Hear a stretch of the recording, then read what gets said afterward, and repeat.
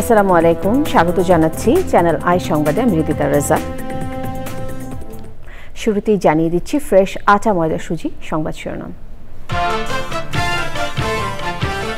জুলাই ঘোষণাপত্র প্রকাশ 5ই আগস্ট বিকেলে গণ অভ্যুত্থানের সব পক্ষের উপস্থিতিতে জাতির সামনে উপস্থাপনের প্রধান উপদেষ্টার ঘোষণা। জুলাই সনদের সাংবিধানিক স্বীকৃতি না থাকলে স্বাক্ষর করবে না এনসিপি, বললেন নাহিদ ইসলাম। ইশতেহারে আগামীর বাংলাদেশের চেহারা তুলে ধরা হবে মন্তব্য। রাষ্ট্র সংস্কারে নতুন তত্ত্ব নিয়ে হাজির হওয়ার সংসদীয় গণতন্ত্রে বিশ্বাসী নন, বলছে বিএনপি। গণতন্ত্র না ফিরলে সংঘাতের সংখ্যা। সবুজে সাজায় বাংলাদেশ স্লোগানে চাঁদপুরের প্রকৃতি ও জীবন ক্লাবের সবুজায়ন উৎসব, বৃক্ষরোপণ ও শিক্ষার্থীদের চারা বিতরণ। এবং নরসিংদীর পারুলিয়ায় 1.5 লাখ টাকায় শুরু করা তরুণ উদ্যোক্তার খামারে এখন 55,000 কোয়েল। প্রযুক্তির সহায়তায় গ্রাম থেকেই নতুন অর্থনীতির সূচনার সম্ভাবনা।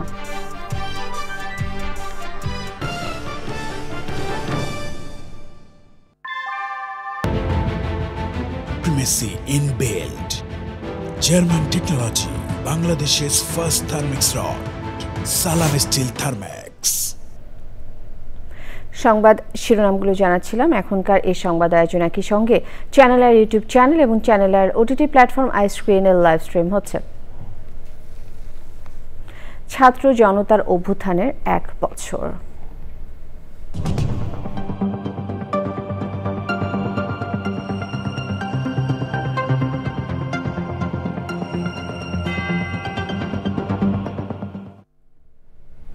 5ই আগস্ট বিকেল 5টায় জুলাই ঘোষণাপত্র প্রকাশ করা হবে। ঘোষণাপত্রের খসড়া চূড়ান্ত করা হয়েছে উল্লেখ করে অন্তর্বর্তী সরকার জানিয়েছে, গণ অভ্যুত্থানের সব পক্ষের উপস্থিতিতে জুলাই ঘোষণাপত্র জাতির সামনে উপস্থাপন করা হবে। প্রধান উপদেষ্টার ফেসবুক পেজ থেকে এ নিয়ে একটি পোস্ট দেওয়া হয়। পোস্টে আরও বলা হয়, জুলাই ঘোষণাপত্র প্রকাশ বিষয়ে বিস্তারিত অবিলম্বে জানানো হবে। জাতীয় নাগরিক পার্টি এনসিপির আহ্বায়ক নাহিদ ইসলাম বলেছেন, জুলাই সনদের সাংবিধানিক স্বীকৃতি থাকতে হবে, না হলে স্বাক্ষর করবে না তার দল। রাজধানী বাংলা মোটরে এনসিপির কেন্দ্রীয় কার্যালয়ে সংবাদ সম্মেলনে নাহিদ ইসলাম বলেন, আগামীর বাংলাদেশের চেহারা এনসিপির ইশতেহারে তুলে ধরা হবে। তাফিমুল ইসলামের রিপোর্ট। মাসব্যাপী জুলাই পদযাত্রার শেষে 3 আগস্ট ঐতিহাসিক 1 দফার ঘোষণার দিন কেন্দ্রীয় শহীদ মিনারে সমাবেশের কথা বলেছিল জাতীয় নাগরিক পার্টি। সমাবেশের আগের দিন দলের কেন্দ্রীয় কার্যালয়ে সংবাদ সম্মেলন করে এনসিপি। দলের আহ্বায়ক নাহিদ ইসলাম বলেন, জুলাই সনদের ভিত্তিতে সংসদ বা গণপরিষদ গঠিত হবে। আমরা বলেছি যে জুলাই সনদের আইনি ভিত্তি থাকতে হবে। জুলাই সনদের ভিত্তিতেই পরবর্তী নির্বাচনটি হতে হবে। আমরা নির্বাচিত সংসদের হাতে এই সংস্কার কার্যক্রম ছেড়ে দেব না, বরং জুলাই সনদের ভিত্তিতেই আগামীর সংসদ গঠিত হবে বা গণপরিষদ গঠিত হবে। নতুন বাংলাদেশের ইশতেহারে কি থাকছে জানতে চাইলে নাহিদ ইসলাম বলেন, আগামীর বাংলাদেশের বিষয়টি ইশতেহারে তুলে ধরা হয়েছে। আগামীকাল সেই বিষয়গুলোই উল্লেখ করব, যে তরুণদের নিয়ে আমাদের পরিকল্পনা কি, অর্থনীতি নিয়ে আমাদের পরিকল্পনা কি, এবং দেশের আইন শৃঙ্খলা পুলিশ প্রশাসন নিয়ে আমাদের পরিকল্পনা কি, এবং গত 1 বছরের আসলে সফলতা ব্যর্থতা এই সব কিছু নিয়েই আমরা আগামীকাল কথা বলবো, এবং আমাদের পার্টির পক্ষ থেকে যে পরিকল্পনা সেই পরিকল্পনা আমরা প্রকাশ করি। জুলাই আকাঙ্ক্ষার পরিপন্থী জুলাইয়ের নাম বিক্রি করে কেউ অপকর্ম করলে ব্যবস্থা নেওয়ার আহ্বান জানান নাহিদ ইসলাম। তাফিমুল ইসলাম, চ্যানেল আই, ঢাকা। এবার অন্যান্য প্রসঙ্গ। বিএনপি নেতারা বলেছেন, রাষ্ট্র সংস্কারে যারা নতুন তত্ত্ব নিয়ে হাজির হচ্ছেন তারা সংসদীয় গণতন্ত্রে বিশ্বাসী নন। রাজধানীতে এক আলোচনায় তারা সতর্ক করে বলেন, যেসব দেশ বিপ্লবোত্তর দ্রুত গণতন্ত্রে ফিরতে পারেনি তারা গৃহযুদ্ধের দিকে ধাবিত হয়েছে। রাহুল রায় রিপোর্ট। প্রয়াত বিএনপি নেতা আব্দুল মান্নানের 5ম মৃত্যুবার্ষিকীতে রাজধানীতে ছিল আলোচনা সভা। অংশ নেন আব্দুল মান্নানের স্বজন ও বিএনপির সিনিয়র নেতারা। রাজনীতিতে আব্দুল মান্নানের ভূমিকার কথা স্মরণ করে তারা কথা বলেন সমকালীন বিভিন্ন ইস্যু নিয়েও। কনস্টিটিউশনাল বিষয়ে যদি কোনো অ্যামেন্ডমেন্ট আনতে হয়, স্বচ্ছতার সাথে যদি আপনাকে করতে হয়, গণতান্ত্রিক প্রক্রিয়ার মাধ্যমে যদি কোনো পরিবর্তন আনতে হয়, সংসদের বাইরে সেটা করার কোনো সুযোগ নেই। যারা এই কথাগুলো বলে আজকে বাংলাদেশের আগামী দিনের গণতান্ত্রিক প্রক্রিয়াকে বাধাগ্রস্ত করতে চাচ্ছে, নির্বাচনকে বাধাগ্রস্ত করতে চাচ্ছে। বিপ্লবোত্তর যে সমস্ত দেশে যারা যত তাড়াতাড়ি গণতান্ত্রিক প্রক্রিয়ায় ফিরে যেতে পেরেছে সেই দেশগুলো ভালো করছে, সেই দেশগুলো উন্নয়নের দিকে যাচ্ছে। আর যে দেশগুলো বিপ্লবের পরে দীর্ঘ সময় নিয়ে নিজেদের মধ্যে দ্বিধাদ্বন্দ্বে লিপ্ত হয়েছে, সেই দেশগুলো সিভিল ওয়ারের মধ্যে গেছে। নানা ষড়যন্ত্র হচ্ছে উল্লেখ করে সবাইকে ঐক্যবদ্ধ থাকার তাগিদ দিয়েছেন বিএনপি নেতারা। কেউ বলছেন পিআর পদ্ধতি, কেউ বলছেন আগে সংস্কার, কেউ বলছেন আপনার কনস্টিটিউয়েন্ট অ্যাসেম্বলি। না, আমরা তো সংগ্রাম করেছি, লড়াই করেছি গণতন্ত্রের জন্য, ভোটাধিকার ফেরত পাওয়ার জন্য। তত্ত্বাবধায়ক সরকারগুলো বিগত দিনে আমরা দেখেছি 3 মাস 90 দিনের মধ্যে আপনার নির্বাচন সম্পন্ন করেছেন, কিন্তু আমরা আজকে 1 বছরে কতটুকু অগ্রগতি দেখেছি। বিএনপি বিরুদ্ধে ষড়যন্ত্র সবসময় চলেছে। এই ষড়যন্ত্র মোকাবেলার জন্য আমাদের দেশনায়ক তারেক রহমান, দেশনেত্রী বেগম খালেদা জিয়া যে পথ প্রদর্শন দিয়েছেন, আমাদের সকলের সেই দিকে কাজ করতে হবে। রাজধানীতে আরেক অনুষ্ঠান ছিল গণ অভ্যুত্থানে শহীদ পরিবারের সম্মাননা ও আলোচনা সভা। সেখানে বিএনপি নেতারা শহীদদের কাঙ্ক্ষিত বাংলাদেশ গড়ে তোলার আহ্বান জানিয়েছেন। রাহুল রায়, চ্যানেল আই, ঢাকা। ভবিষ্যতে নিরাপদ আবাস বিনির্মাণে সবুজে সাজিয়ে বাংলাদেশ স্লোগানে চাঁদপুরে প্রকৃতি ও জীবন ক্লাবের সবুজায়ন উৎসব হয়েছে। জনপ্রিয় মোবাইল অপারেটর কোম্পানি বাংলালিংকের সহযোগিতায় বৃক্ষরোপণ ও শিক্ষার্থীদের গাছের চারা বিতরণ করা হয়েছে। বন্যা পরবর্তীতে এমন উদ্যোগ টেকসই অভিযাত্রা নিশ্চিতে ইতিবাচক ভূমিকা রাখবে বলে মত বিশিষ্টজনদের। মোর্শেদ আলমের তথ্য ভিডিওচিত্রে মোশাহিদ রনির রিপোর্ট। পদ্মা, মেঘনা ও ডাকাতিয়ার মোহনায় অবস্থিত হওয়ায় ভাঙন, বন্যা, বর্ষণ সহ প্রাকৃতিক দুর্যোগে নানামুখী ক্ষতির শিকার হয় চাঁদপুর অঞ্চল।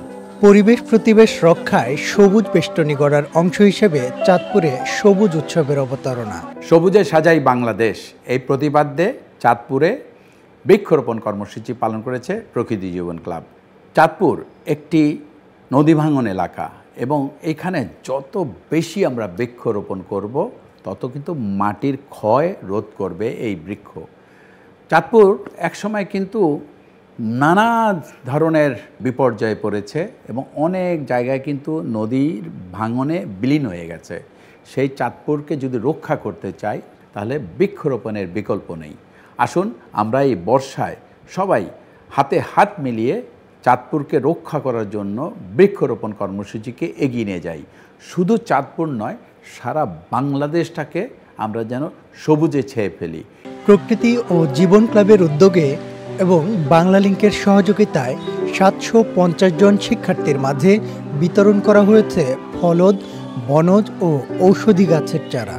আজকে এই গাছ লাগানোর মাধ্যমে আমরা পৃথিবীতে গাছপালার সংখ্যা বৃদ্ধি করতে পারছি। যেখানে আমরা খালি জায়গা পাবো গাছ রোপণ করব।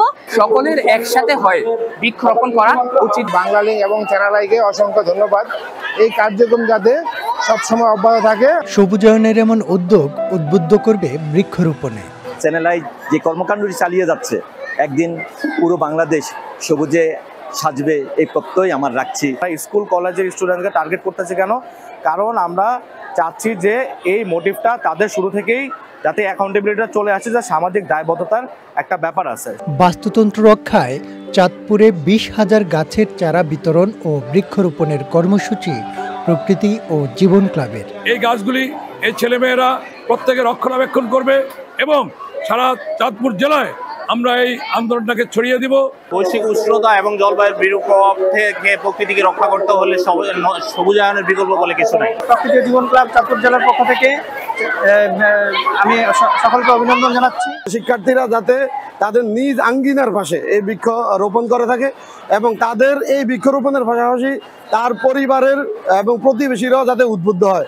ভবিষ্যৎ প্রজন্মকে প্রকৃতি সংরক্ষণের গুরুত্ব বোঝানোর পাশাপাশি পরিবেশ বান্ধব জীবনাচারে অভ্যস্ত করতে এমন উদ্যোগের বিকল্প নেই বলে মত পরিবেশবাদীদের। Moshahid Rony, channel I. বয়সে তরুণ কিন্তু স্বপ্ন আর সাহসে পরিণত নরসিংদীর পারুলিয়া গ্রামের স্বাধীন চৌধুরী মাত্র 1.5 লাখ টাকা নিয়ে শুরু করেছিলেন কোয়েল খামার। আজ তার খামারে আছে 55,000 কোয়েল। শুধু উৎপাদন নয়, শুরু করেছেন প্রসেসিং ও বাজারজাতকরণও। তার পথ অনুসরণ করে উৎসাহিত হচ্ছেন গ্রামের আরও অনেকে। বিস্তারিত জানাচ্ছেন শাইখ সিরাজ। বয়সে তরুণ, মূলত ছাত্র কিন্তু পেশায় পুরোদস্তুর খামারি। উদ্যোক্তা স্বাধীন চৌধুরী মাত্র 2 বছরেই নরসিংদীর পলাশ উপজেলার পারুলিয়া গ্রামে কোয়েলের 3টি খামার গড়েছেন, কিন্তু তার শুরুটা ছিল ভীষণ চ্যালেঞ্জের। ফার্স্টে আমি লস খেয়েছি, বাট আমি ভেঙে পড়িনি। তারপর নেক্সট টাইম ট্রাই করি, তারপর সাকসেস হয়েছি।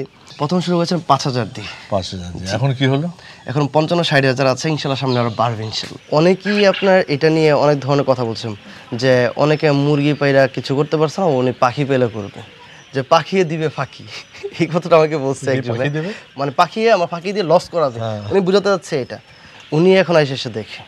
অনুপ্রেরণায় ছিল গণমাধ্যম আর বন্ধু ইয়ামিন, দুজন মিলে এখন চালু করেছেন মাংস প্রসেসিং ইউনিটও। ড্রেসিং করে 10টা করে একটা প্যাকেজিং করে অর্ডার করলে আমাদের ডেলিভারি ম্যান তাদের বাসায় পর্যন্ত নিয়ে পৌঁছে দিয়ে আসে। আপনার ভিডিও দেখেছি, তারপর হচ্ছে আমাদের স্থানীয় এখানে ডলিয়ান্টি আছে, তার মরিচ চাচা আছে, ওদেরকে দেখে ইন্সপায়ার হই। সরকারের পক্ষ থেকে প্রশিক্ষণ ও সহজ বাজার ব্যবস্থাপনা প্রত্যাশার কথা বললেন তারা। প্রথম শুরুতে আমি ধাক্কা খেয়ে গেছিলাম স্যার। স্যার আমার ওই বোর্ডিং করতে পারি নাই, যে প্রশিক্ষণের অভাব। যুব প্রশিক্ষণ কেন্দ্রগুলো আছে, সেখানে কি কোয়েল পালনের সাথে ট্রেনিং আছে? মুরগি পালনের ট্রেনিংটা ওইখানে করিয়ে থাকে, তো আমি চাইবো যে কোয়েল পালনের ট্রেনিংটা ওনার জন্য করায়। এই সাহসী তরুণরা দেখিয়ে দিচ্ছে সঠিক দিক নির্দেশনা আর আধুনিক প্রযুক্তি পেলে গ্রাম থেকেই সম্ভব নতুন অর্থনীতির সূচনা। স্বাধীনের পাখি দেয়নি ফাঁকি, কোয়েল পালনের মাধ্যমে সে আত্মনির্ভরশীল হয়েছে এবং প্রক্রিয়াজাতকরণ ও বাজার ব্যবস্থাপনায় করেছে নতুন একটা দিকের উন্মোচন। স্বাধীন মনে করছেন এই ক্ষেত্রে সরকারি সহযোগিতা এবং প্রশিক্ষণের ব্যবস্থা করলে অনেক তরুণী আত্মনির্ভরশীল হতে পারবে। নরসিংদীর পারুলিয়া থেকে শাহিক সিরাজ, চ্যানেল আই। দর্শক, এই নিয়ে বিস্তারিত প্রতিবেদন দেখুন এখনকার সংবাদের পর হৃদয় মাটিও মানুষ অনুষ্ঠানে। সময় হলো বিরতি নেবার। বিরতির পর আরো সংবাদের সাথে জানিয়ে ফিরব। আবারও আমন্ত্রণ। কক্সবাজারের রামু উপজেলার রশিদনগরের ট্রেনের ধাক্কায় একই পরিবারের 4 জন সহ 5 জন নিহত হয়েছে। দুপুর 1:15টার দিকে ঢাকা কক্সবাজার রুটে রশিদনগর ইউনিয়নের ধলিছড়া রেল ক্রসিংয়ে এই ঘটনা ঘটে। নিহতরা হলেন ভারোয়াখালীর জাফর আলমের মেয়ে আসমাউল হোসনা ও রেনু আক্তার এবং আসমাউলের 2 শিশু সন্তান আতাউল্লাহ ও আশিকুল্লাহ এবং সিএনজি চালক হাবিবুল্লাহ। রশিদনগর ইউনিয়নের ভারপ্রাপ্ত চেয়ারম্যান আব্দুল মালিক মাসুম জানান, কক্সবাজার আইকনিক রেল স্টেশন থেকে ছেড়ে আসে একটি ট্রেন ধলিছড়া রেল ক্রসিংয়ে যাত্রীবাহী অটোরিকশাকে ধাক্কা দিলে এই প্রাণহানির ঘটনা ঘটে। আমিন জুয়েলার্স আন্তর্জাতিক সংবাদ।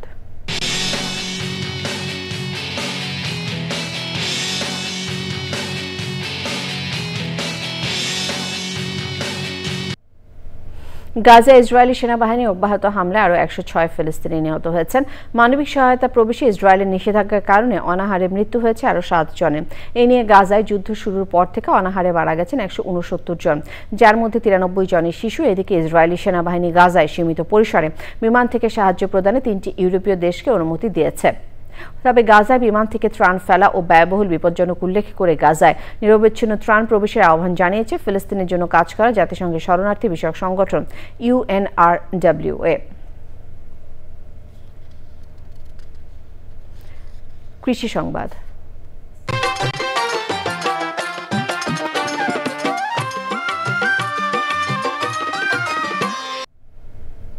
নীলফামারীতে শখের বশে রঙিন মাছ চাষ শুরু করে স্বাবলম্বী হয়েছেন আবু রায়হান নামে তরুণ উদ্যোক্তা। প্রতিটি জায়গায় গড়া হ্যাচারিতে এখন রয়েছে 22 প্রজাতির রঙিন মাছ। কারিগরি সহায়তা দিচ্ছে মৎস্য বিভাগ। রঙিন মাছ চাষ করে আবু রায়হানের সাফল্য দেখে উৎসাহিত হয়েছেন অনেক তরুণ।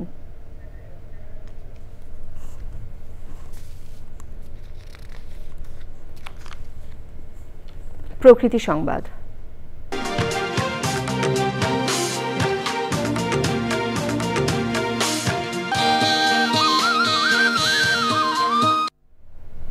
$830 কোটি টাকা ব্যয় বাঁধ নির্মাণ শেষ হবার আগেই দেখা দিয়েছে ধস আর ভাঙন। গাইবান্ধায় পানি উন্নয়ন বোর্ডের ফুলছড়ি ও সাঘাটার বাঁধ ও 30 সংরক্ষণ প্রকল্প নিয়ে অনিয়মের অভিযোগ উঠেছে। নদী ভাঙন প্রতিরোধে নির্মাণ করা বাঁধের বিভিন্ন পয়েন্টে গর্তের সৃষ্টি হয়েছে। এছাড়া কংক্রিটের বোল্ডার ধসে গেছে নদীতে। বাঁধ ভাঙার আশঙ্কায় নদী তীরের 1 লাখেরও বেশি পরিবার।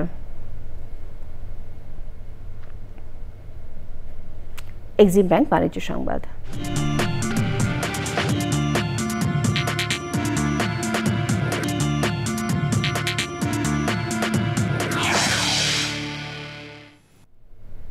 দীর্ঘ 22 বছর বন্ধ থাকার পর রাজশাহী টেক্সটাইল মিল পুনরায় চালু করে মাত্র 6 মাসে 2000 মানুষের কর্মসংস্থান করেছে দেশের অন্যতম শীর্ষস্থানীয় শিল্প গ্রুপ প্রাণ RFL। আরও 10,000 মানুষের কর্মসংস্থানের জন্য টেলিমার্কেটিং, তৈরি পোশাক সহ নতুন নতুন খাতে বিনিয়োগের লক্ষ্যে কাজ করছে শিল্প গ্রুপটি। বিকেলে রাজশাহী মহানগরীতে বরেন্দ্র রাজশাহী টেক্সটাইল লিমিটেড কারখানায় 2000 মানুষের কর্মসংস্থানের উদযাপন অনুষ্ঠিত হয়। অনুষ্ঠানের প্রধান অতিথি ছিলেন শ্রম ও কর্মসংস্থান মন্ত্রণালয়ের উপদেষ্টা অবসরপ্রাপ্ত brigadier general doctor M Sakhawat Hossain. PRAN RFL গ্রুপের চেয়ারম্যান আহসান খান চৌধুরী জানান, কারখানায় 2000-এরও বেশি কর্মী নিয়োগ দেওয়া হয়েছে, এতে কমেছে বেকারত্ব।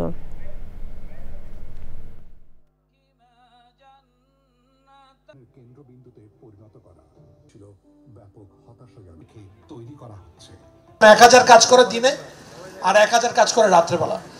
আর এখানে আমাদের এত সুবিধা আছে, আমাদের রাজশাহীর মানুষ এত কর্মঠ, রাজশাহীর মানুষ কিন্তু কাজ চায়। আমরা অত্যন্ত আনন্দিত যে আমাদের কাজ ছিল, আমরা কাজ করতে পেরেছি। আমরা এখানে 12,000 মানুষের ডাইরেক্ট কর্মসংস্থান হয়ে যাবে ইনশাআল্লাহ। আবারও বিরতি নিচ্ছে,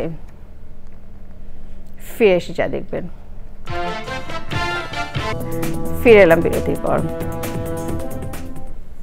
সামনে যে আসুক না কেন, তারা যেন ফ্যাসিবাদের মতো কিছু করতে না পারে সে ব্যাপারে সবাইকে সজাগ থাকার আহ্বান জানিয়েছেন বিএনপির স্থায়ী কমিটির সদস্য নজরুল ইসলাম খান। এফডিসিতে ফ্যাসিবাদ বিরোধী ঐক্য ও জুলাই চেতনা নিয়ে ডিবেট ফর ডেমোক্রেসির আয়োজনে ছায়া সংসদ বিতর্ক প্রতিযোগিতা অনুষ্ঠানে এসব কথা বলেন তিনি। নজরুল ইসলাম খান বলেন, গণতান্ত্রিক সরকার থাকলে সুশৃঙ্খল রাষ্ট্র গঠন করা যায়, তাই এই মুহূর্তে নির্বাচিত সরকার প্রয়োজন। নজরুল ইসলাম খান বলেন, যেসব কারণে জনগণ ক্ষুব্ধ হয়ে রাজপথে নেমেছিল সেসব সমস্যা সমাধানে ঐক্য প্রয়োজন।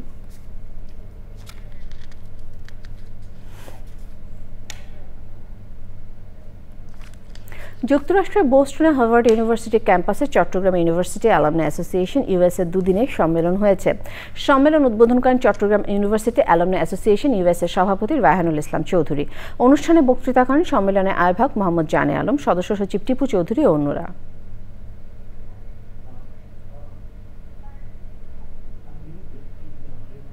খেলার খবর।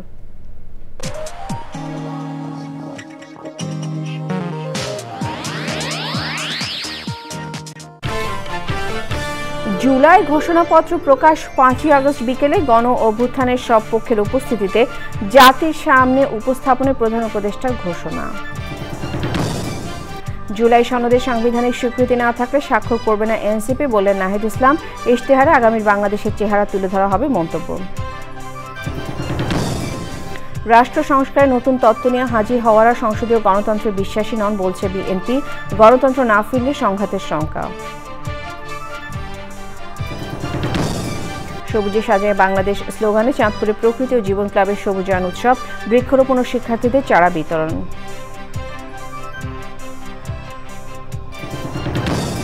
এবং নরসিংদীর পারুলিয়ায় 1.5 লাখ টাকায় শুরু করা তরুণ উদ্যোক্তার খামারে এখন 55,000 কোয়েল। প্রযুক্তির সহায়তায় গ্রাম থেকেই নতুন অর্থনীতির সূচনার সম্ভাবনা।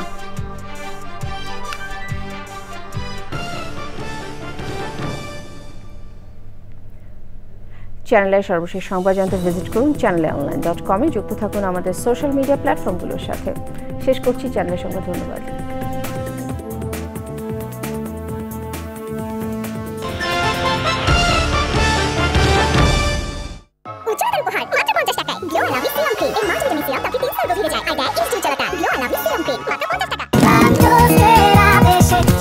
প্রিমিয়াম ময়দা থেকে তৈরি, প্রোটিন, আয়রন ও ফাইবার সমৃদ্ধ প্রাণ টোস্টের আবেশে সবাই কাছে আসে।